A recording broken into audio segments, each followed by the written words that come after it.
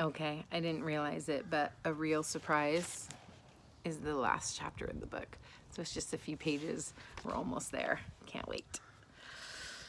A real surprise. The next morning, I wake up to a real surprise.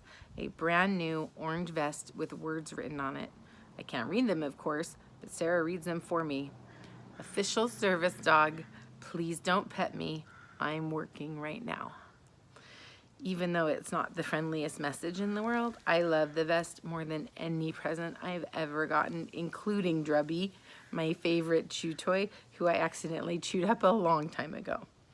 I'll never chew this. At school, I wonder if people will recognize me wearing my new vest, but I'm surprised. Everyone does recognize me.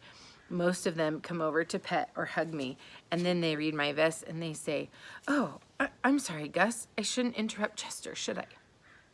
And I like that they talk to Gus about this. He doesn't answer for now, but maybe someday soon he will. Maybe he'll say, "It's okay," or "Not now." We can work on different possibilities. For now, I won't try to feed him answers or force him to talk the way I did before. People have to decide these things for themselves. The best thing I can do is help when he needs me, and when he doesn't, I can sit near him thinking positive thoughts. I'm pretty sure this helps. Before Penny left our house yesterday, she told Sarah that she was thinking about visiting the animal shelter to see if there were any dogs that she liked. "That's a wonderful idea," Sarah said. She sounded very happy, like Penny seemed more normal to her now, saying something like this instead of talking too fast about how smart I am and how I can read. It is a more normal thing to say. Dogs can't really read, and we can't use flashcards to talk to the people we love, mostly because if we really love them and they love us, we don't need to.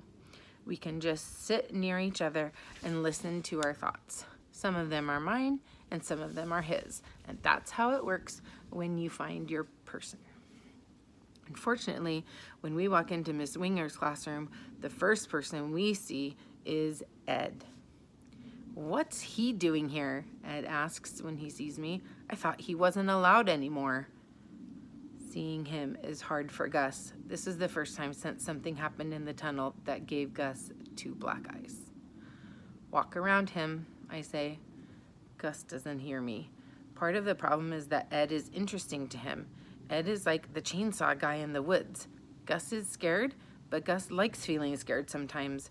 I get a crazy idea. Maybe Gus can scare him. Maybe Gus can do something that will frighten Ed enough for him to leave Gus alone after this. "Remember the zombies?" I say.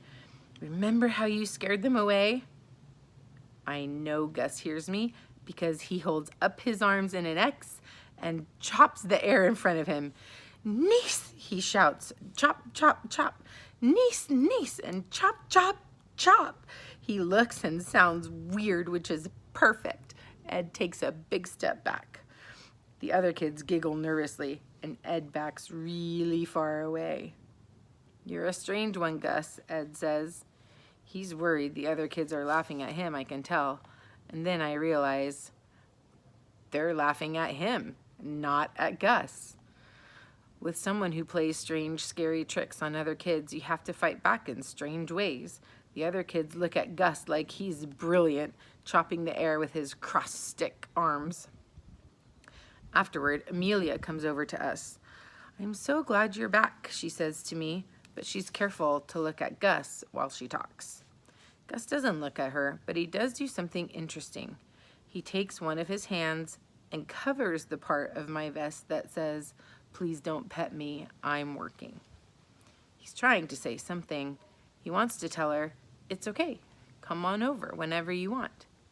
"That's nice," I say. And then I stop myself from saying any more. I don't want to confuse him. He found his own way to talk to her, which means my job is to sit near him and think positive thoughts. "You're doing great," I think, but I don't say it. "She's a nice girl, and maybe someday you can invite her to your house and show her the bird nest. She'd like that, I think." We all would. And that's the end. So yay, Chester became an official service dog, and he's back at school with Gus where he belongs. And I wish there was a sequel because I would like to hear the next part of the story, wouldn't you? I don't know that there's a sequel to Chester and Gus, but there is a book at the back. There's an author's note, and then there's a book at the back that says a book by the same author, Cammie McGovern. It's called Just My Luck. I'm afraid it might be backwards for you. But she's written Chester and Gus, and then she wrote one called Just My Luck. So if you're looking for another book to read, that might be a great one to order.